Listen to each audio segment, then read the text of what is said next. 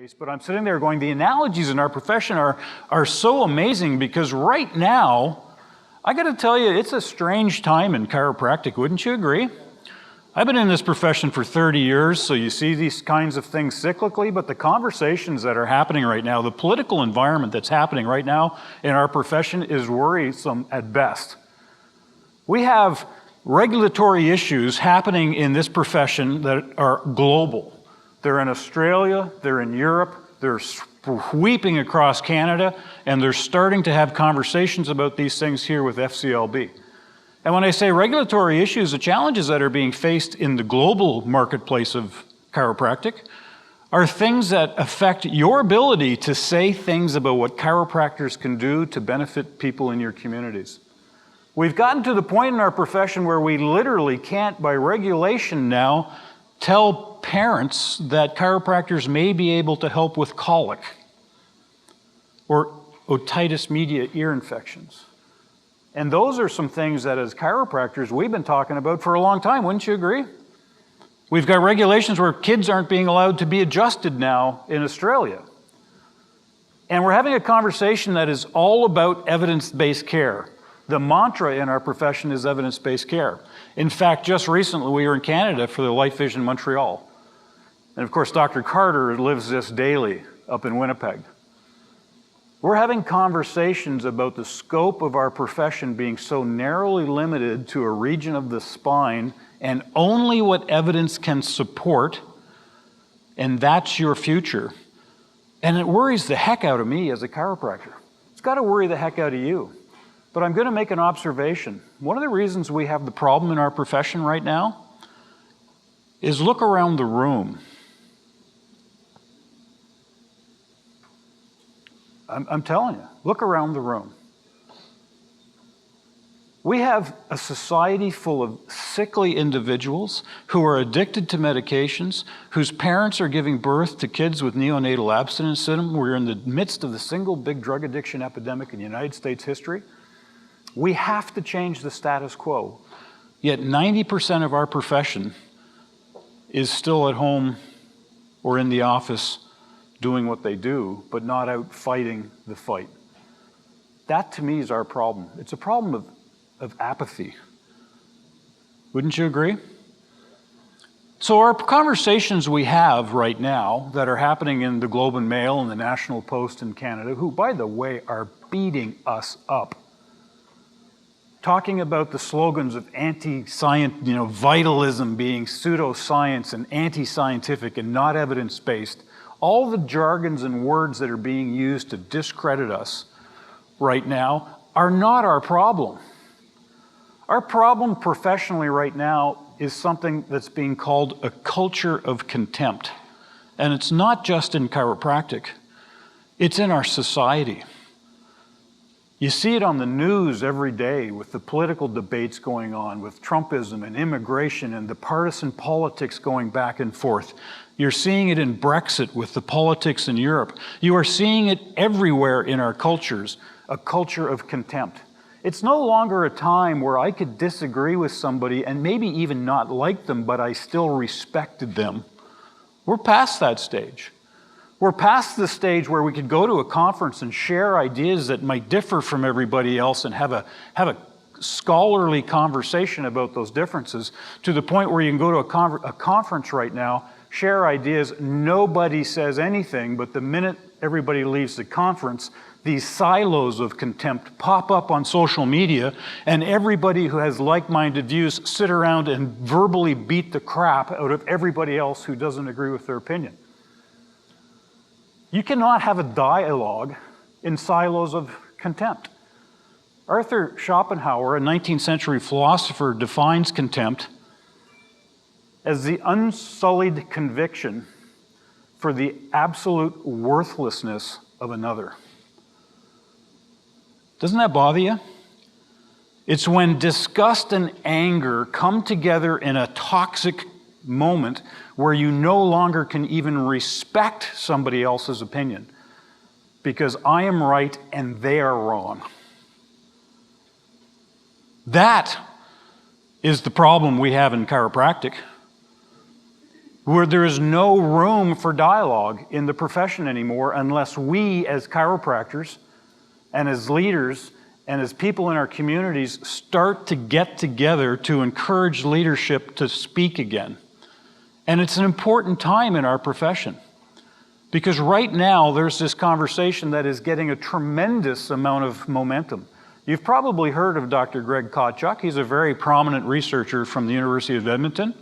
He's a co-chair of the WFC Research Committee, and he's a very, very outspoken individual on the politics of our profession. And he and his colleagues are driving this issue of evidence-based care. If there's no evidence to support what you do in practice, it should not be in practice, therefore it affects scope. And they published this paper, which I don't know if you've seen recently, but it just came out in Christmas, around Christmas time, February. And it's called Chiropractic, One Big Unhappy Family, Better Together or Apart. And essentially they use the chiropractic community as an analogy to a couple in a marriage. And they essentially do a sociological review of issues in marriages that result in divorce. And they've come up through this paper with essentially the conclusion that all the attributes of the chiropractic profession are indicating to us that we should probably divorce and just kind of go our way and maybe part amicably. And they have a couple tables in this paper where they actually talk about the issues in relationship: trust, honesty, fidelity.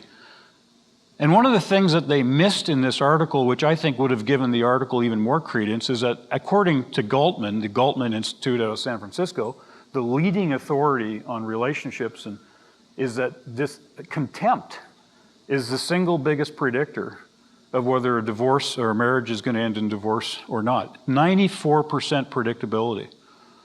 So when I say we're in a culture of contempt, and we have a big movement happening about it's time to maybe separate out these pseudo-scientific, vitalistic, subluxation-based, non-evidence-based folks from the true chiropractor, that's a void that requires a significant and deliberate ability to bridge. And there's an assumption that has to go into this conversation, at least from my perspective, and the assumption is, do we want to bridge it? Because there are those in our profession who would just be happy saying, no, let's just separate out because we can do our own thing and we can create other, accrediting agencies and we can change the laws and we can just be our own folks over here and let them do what they want to do. And then there are those who think that, no, you're better together and in numbers because it avoids identity confusion with the public and you're always stronger together. So the assumption that I'm working on for my comments is that we're stronger together. I'm personally not at the stage where I think it benefits anybody to separate the profession out. It is littered with problematic issues, both legislatively, politically, and marketing-wise. But I am concerned about how we move the conversation forward. So I'm here to suggest to you that part of the challenge we have is the conversations are becoming conflated. And it's because of this. I saw this, Gilles had this up on the wall this morning when we came in. If you're doing things the same way as 2 years ago, you are almost certainly doing them wrong. I think that's powerful. Because I got to tell you, we, as a philosophically right portion of the profession, have a tendency, in my humble opinion, to keep doing things the same way we've always done them. Have conferences to talk about philosophy, do the Spiz thing, get people fired up. And that's all really good and important. But we have to recognize that there's more to it than just that. And this gets to it. While formal philosophy alone is a weak keystone for professional development and advancement, in conjunction with other components of the conceptual framework, it provides a point of reference or a point of departure or reflection, knowledge generation, professional development, and strategic planning. In fact, formal philosophy strengthens the conceptual framework. So if you think back to that previous slide I just showed about doing the same thing over and over, I'm going to suggest to you that we have for decades, if not centuries, done the same thing over and over again. We talk about our philosophy, and I usually talk about vitalism and philosophy. I'm not going to do that today because we're good at it. I'm going to assume everybody in this room understands it.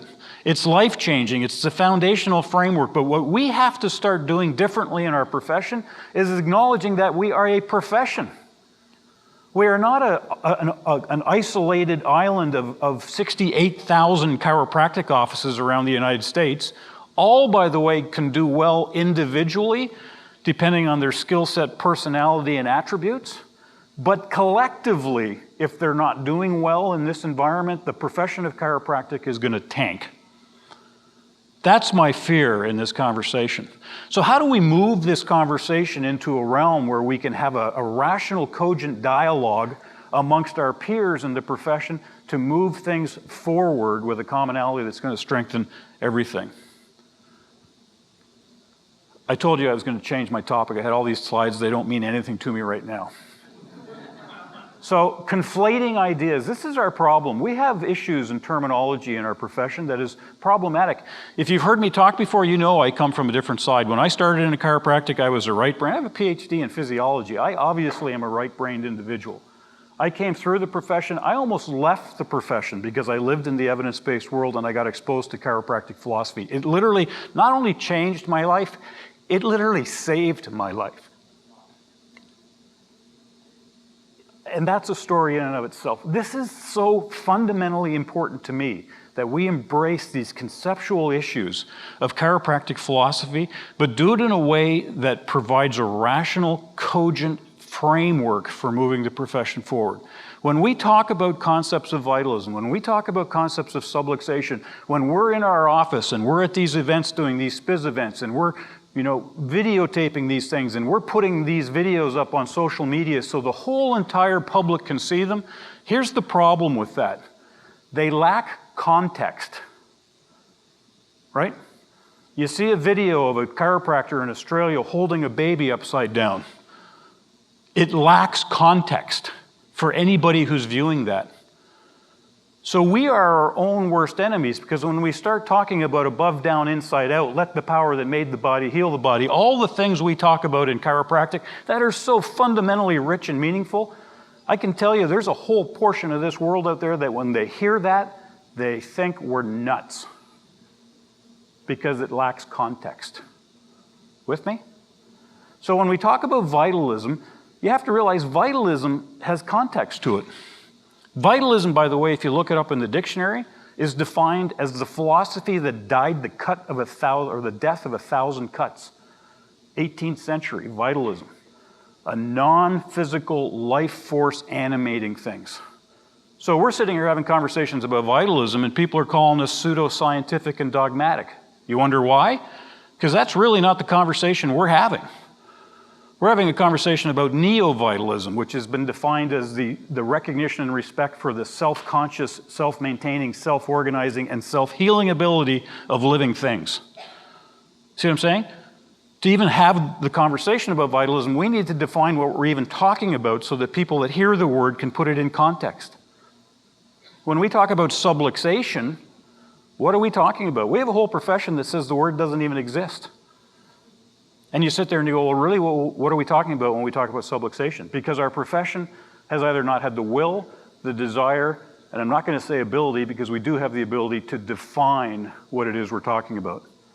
See what I'm saying? So we get Craig Nelsons of the world saying that vitalism and subluxation are anti-scientific, pseudo-scientific, dogmatic, non-evidence-based ideas.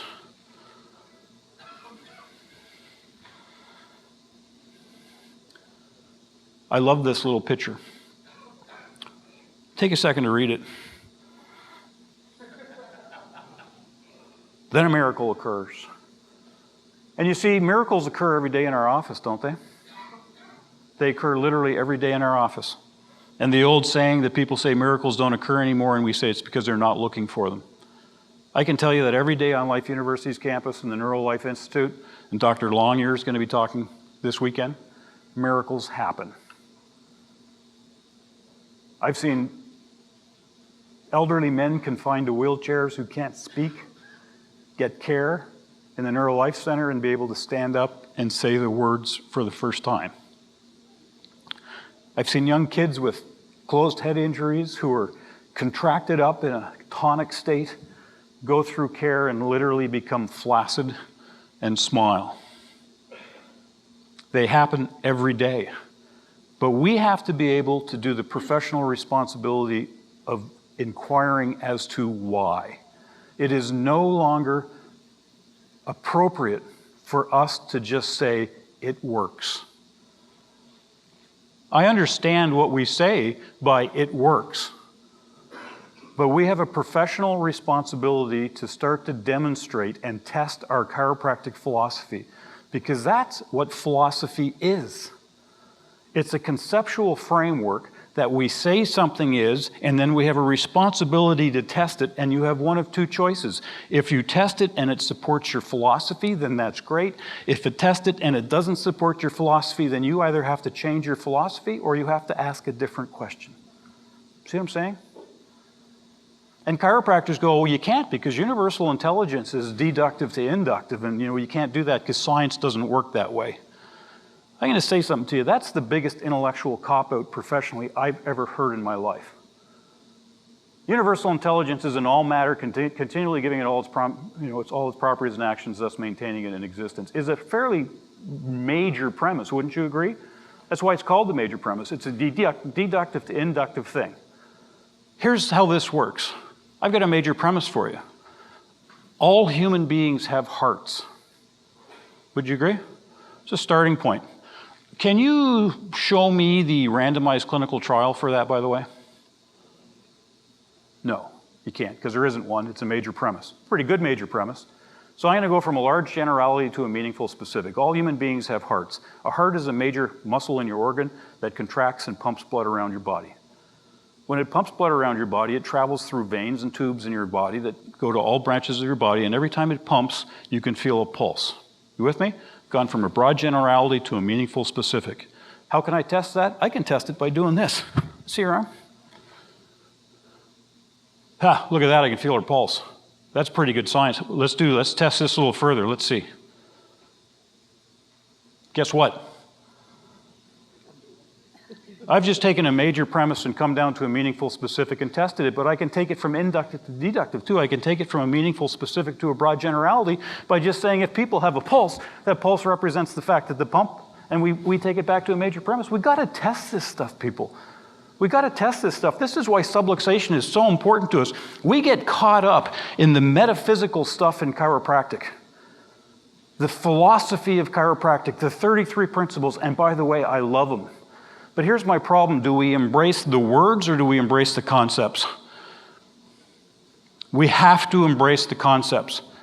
And I know this pisses a lot of people off, but there was a time in history called Scholasticism. And Scholasticism was the time of Aristotle. And Aristotle and the church were trying to do their things, and this is what people would say. If they had religious questions, they'd go to the Bible. And they'd look it up and they'd say, well, God said this. If they had questions about science, they'd go to Aristotle's Book of Science and they'd flip through it and they'd say, well, Aristotle says this. I got to tell you, with the way we handle chiropractic philosophy, guess what? Well, BJ said this. Dee said this. Stevenson said this. And I go, great. So are we going to move to concepts or just kind of stay in a scholastic state? We have tried to branch this out in chiropractic philosophy. I know I'm on zero, so I got to wrap up. Subluxation, the Rubicon's definition of subluxation. This took a lot of heat, but it says we currently define chiropractic subluxation as a self-perpetuating central segmental motor control problem that involves a joint, such as a vertebral motion segment, that's not moving appropriately, resulting in ongoing maladaptive neuroplastic changes that interfere with the central nervous system's ability to self-regulate, self-organize, adapt, repair, and heal. That's called an operational definition. And it was created for the fact that every neuroscience researcher on the planet could take that based upon the best available evidence and start to research that. And it contains all the elements that we kind of like. Motion segments, vertebral segments, and what we know about science with neuroplasticity. But it's not just this one. CCP has one as well. The Chiropractic Clinical Practice. Subluxation is a neurological imbalance or distortion in the body associated with adverse physical responses and structural changes, which may become persistent or progressive. So when people say subluxation doesn't exist, I got to ask, well, what are you even talking about? How are you defining subluxation? We're saying subluxation exists now, not in a historical context, not in the juxtaposition of vertebrae above or below or both, less than a luxation that interferes with mental impulse. That's a conceptual framework. We're talking about a scientific framework for subluxation. This is researchable, it's testable, and we can start to build our evidence as we move forward. You with me? This is so fundamentally important to where we're at. You can see there's a bit of stuff we could have talked about. But I want to go to this very last slide. This guy, Arthur Schopenhauer, who I mentioned at the beginning. Think about this. All truth first is ridiculed, second it's violently opposed, finally it's accepted as self-evident. We are in a violently opposed stage of healthcare. Think about it. What's happening in chiropractic with the evidence-based piece of things? What's happening in vaccinations and informed consent? This is the last great sacred cow of healthcare, vaccinations, and it is being violently opposed in this country. But if we can get moving and carry on the disruptive innovation that this group is all about and try to change the status quo, we will eventually be accepted as self-evident. That's how close we are to this, which is why I'm glad you're here this weekend. You know, it's a pleasure for me to be the president of Life University, the 5th president. I'm blessed to be able to stand on the shoulders of giants, of course, with Dr. Sid and Dr. Riekman and others. But you know, Life University was founded on a vision and a dream to change the healthcare of people, to change the lives of people, to give them hope in a different way of looking at health. And James Allen has this great quote, it's on my wall. It says, "The greatest accomplishment is but at first a dream. The mighty oak waits in the acorn, the bird sleeps in the egg, and in the greatest vision of a spirit, a waking angel stirs, because a dream is a seedling for reality." A dream is a seedling for reality. We're all here today planting that seed, because that seed is going to change the status quo and literally, dimensionally change the lives of everybody we come in contact with. Appreciate your attention. Thanks so much for being here. See you around.